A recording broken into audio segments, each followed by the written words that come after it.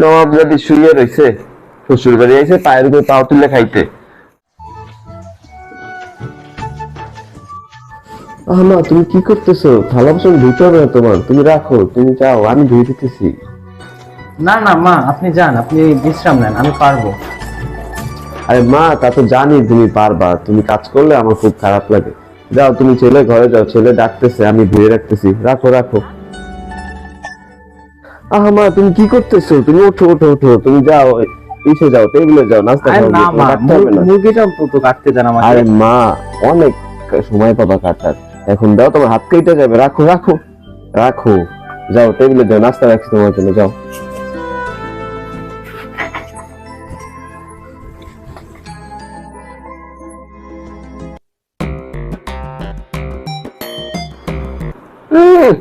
নবাব যদি শুয়ে রয়েছে, শ্বশুর বাড়ি এসে পায়ের উপর পাও তুলে খাইতে। আমার কাম করতে করতে মাজা কোমর ধরে গেছে, আর হেজ ঘুমায়।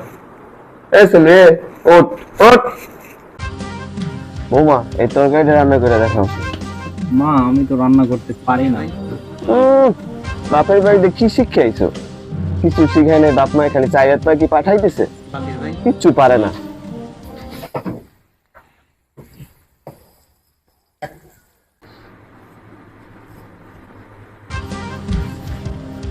ও মা, গেছি রে, আমার কোমরটা গেল রে, এই ডাইনি কি ডাইনি লইছি বাড়িতে। এ আসিফ কই গেলি যে একটর বৌমা কি করছে, আমারে মাঝে ফালাইলো রে, মাঝে মা আমি ইচ্ছা করে দেইনি। তুমি ইচ্ছে করে আমারে কিছু। আর না মা, আমি ঝাড়ু দিতে যে আপনার গায়ে লেগে গেছে, আপনি তুমি চুপ করো, বাড়িতে কি করবো লইছি ডাইনি।